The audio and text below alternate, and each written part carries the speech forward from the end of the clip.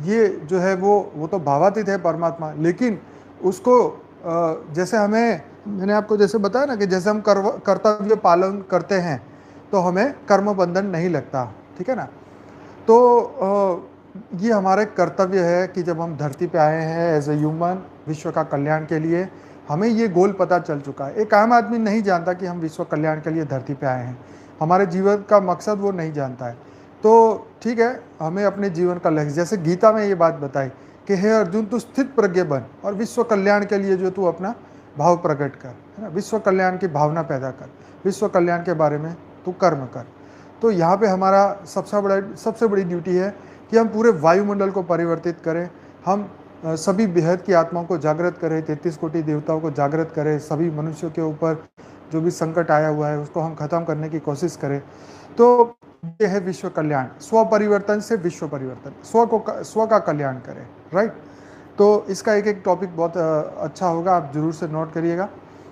तो विश्व कल्याण के लिए जीना, हमारे हर संकल्प विश्व कल्याण के हो, तब वो परमात्मा पसंद होता है।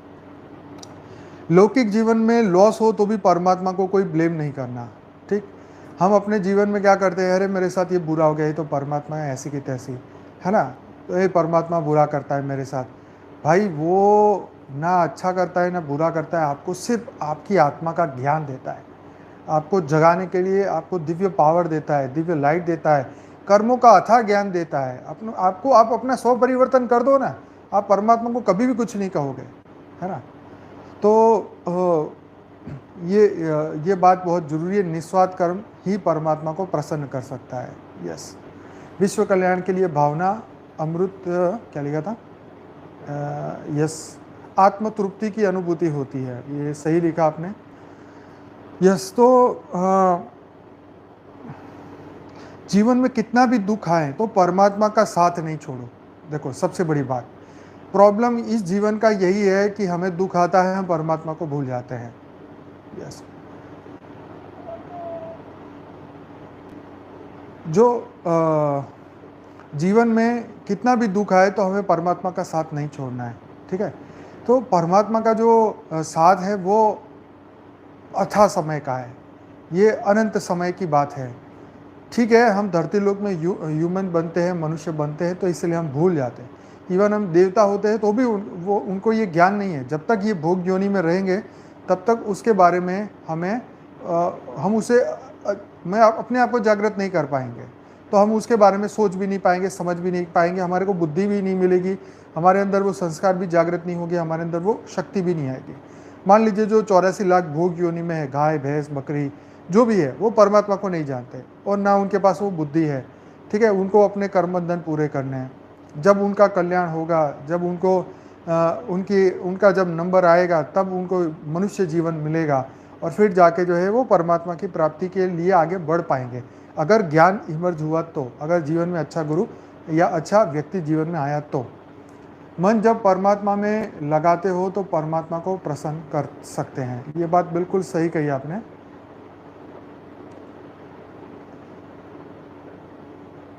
देखिए हमारे जीवन में प्रॉब्लम क्या है पता है, हम वो उस परमात्मा प्रेम की अनुभूति नहीं कर पाते, है ना। जैसे मैं आपको बताता हूँ, जैसे आप किसी को याद कर रहे हो, अचानक उसका फ़ोन आ जाए, कितनी खुशी होती है, अरे वाह भाई तेरे को फ़ोन किया, याद किया और तेरा फ़ोन आ गया। जिसको हम दिल से प्रेम करते हैं, जब उनसे बात होती है ना, जब हम उनसे बात होती है, उनसे मिलते हैं तो कितना खुशी होती है। तो ऐसी ही खुशी हमारे भाव में प्रकट होनी चाहिए। हम परमात्मा के साथ ऑलरेडी है, ठीक है, हम उनसे जुड़े हुए हैं और हम उससे अलग हुए ही नहीं। ये तो अज्ञानवश जो है हम कुछ समय के लिए उनको भूल जाते हैं, परंतु जैसे ही हमें ज्ञान प्राप्ति होती है, जैसे ही हमें ये मैसेज मिलता है कि बेहद के परमपिता धरती पे आ चुके हैं विश्व के कल्याण के लिए और सभी बेहद की विश्व कल्याणकारी आत्माओं को वो जागृत करने आए, तो हम सब, क्योंकि हम वो है तो हम जागृत हो ही जाएंगे, है ना। दुनिया में कोई कुछ भी कहे, लेकिन हमारा जो ड्यूटी है वो हमें करनी है, हमें अपनी जागृति बढ़ानी है, हमें अपने अंदर वो शक्ति बढ़ानी है, जोश बढ़ाना है। जैसे जैसे समय बीतेगा इस धरती लोक पे, देखो ऐसी बातें तो और होगी, ऐसे वायुमंडल भी और बदलेगा, है ना, दुख भी और बढ़ेगा, हर चीज़ होगी, परंतु दुख परमात्मा ने आपके लिए नहीं भेजा है, दुख हमने अपने कर्मों से क्रिएट किया है। हमने मन से किसी को दुखी किया है, हर्ट किया है, दुख की दिया है, या जो भी हमने किया वो हमने भुगतना है, इस जन्म या अगले जन्म में या सूक्ष्म शरीर में या कारण शरीर में, या हमने भूत प्रेत अवस्था में या 84 लाख योनि में, ये फिक्स है। तो जो भोग रहे वो फिक्स है। वो किसका कारण है? हमारा ही कारण है, परमात्मा का कारण नहीं। वो तो दया का सागर, प्रेम का सागर ना, भावातीत कर्मातीत। वो तो बहुत स्पेशल लोगों के लिए, स्पेशल आत्माओं के लिए धरती पे आता है, वही उसको जान पाते हैं। ये सबके बस की बात नहीं है। फिर भी हम पूरा प्रयास करते हैं कि जितनी आत्माएं जागृत हो पाए, जितने लोग आगे बढ़ पाए, यस, तो हम उसके ऊपर ही हम अपना फोकस करेंगे। यस, सब कुछ तेरा क्या लगे मेरा, ये शरीर भी उसका है, जब तक वो चाहेगा तब तक चलेगा, है ना। आत्मा भी उसकी है, शरीर भी उसका है, जो भी हमारे पास है सब कुछ उसका है, जब तक वो चाहेगा तब तक चलेगा। ये भाव में जीना सीखो, ये प्रेम है, यू नो। प्रेम में इंसान क्या बोलता है? अरे तेरे लिए तो जान हाजिर है, तो भाई करके दिखाओ ना भाई।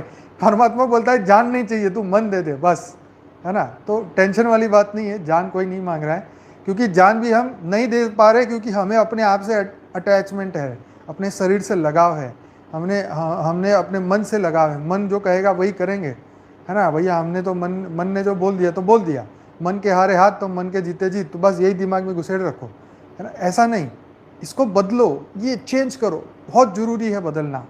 मन के हारे हार नहीं, हम तो उसकी मर्जी से चलेंगे, परमात्मा की मर्जी से। अब हमने ये सोचना है कि जो वो खिलाए, भक्ति मार्ग में भी ये बोलते हैं कि जो तू खिलाए वो खाएंगे, जो तू चलाए तो चलाएंगे। मतलब जो हमारा सिचुएशन जो हमारे सामने आने वाली है अगले सेकंड में, हम ये चाहते हैं कि वो उसी की मर्जी से आए, भले वो नहीं आएगी, है ना। आएगी तो हमारे कर्म के अनुसार, परंतु हम मान तो सकते हैं ना अपने आप को, हम कितने खुश हो जाएंगे जब ये चीज़ होगी, है ना।